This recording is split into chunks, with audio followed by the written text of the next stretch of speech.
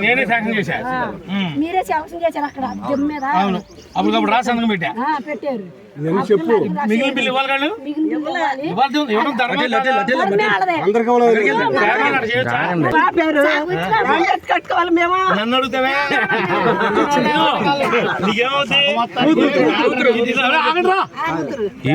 కూతురు 600 ఇచ్చి ఆ జగన్ గడు బొమ్మ వేసుకుని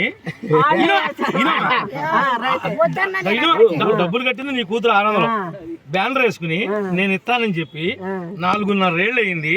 నేను ఇస్త్రాకేసాను, నీళ్ళు పోసాను, అన్నం పెట్టాను, సగం అన్నం తింది, మిగిలిన పెరుగన్నం దాకా పెట్టాలి కాడు. అది ధర్మా కాదా? ఆ డబ్బ సొత్తు కాదు, నా అబ్బ సొత్తు కాదు. మీరు ఇచ్చిన అధికారంతో నీకు ఇల్లు ఇచ్చా, అవునా? నీకు ఇంకో మాట చెప్తా, నేను ఇవ్వకపోగా ఎదురు 600 తీసుకుంది. కానీ నీ కూతురు ఏం చేసిందో తెలుసా? ఒక్కసారి చూడు అంటే ఆమె చూసిందంట.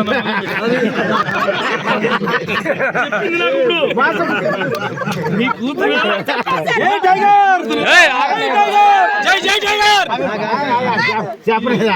విచిత్రంగా ఒకసారి చూడు అంటే ఆమె చూసేది. నాకే చెప్పింది చేయబట్టుకుని ఎవరికి చెప్పాలి? నిజాయితీ ఒప్పుకున్నావు, గొప్ప. బాగానే నీ బాకీ డబ్బులు వేపిస్తాను. ముందు మీ బాకీలు కట్టాక కొత్త పునాదులు వేస్తాం. నేనే శాంక్షన్ చేశా.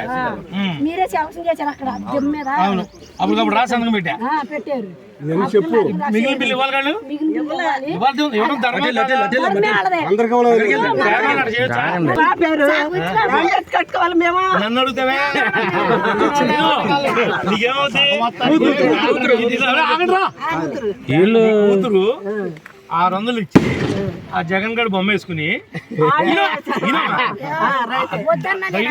డబ్బులు కట్టింది నీ కూతురు 600 బ్యానర్ వేసుకుని నేను ఇస్తానని చెప్పి 4.5 ఏళ్ళు అయింది.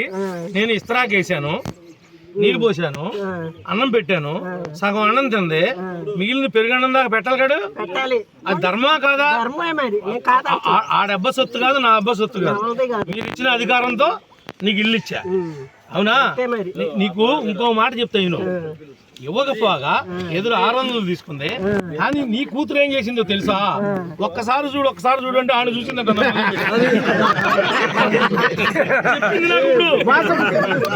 నీ కూతురు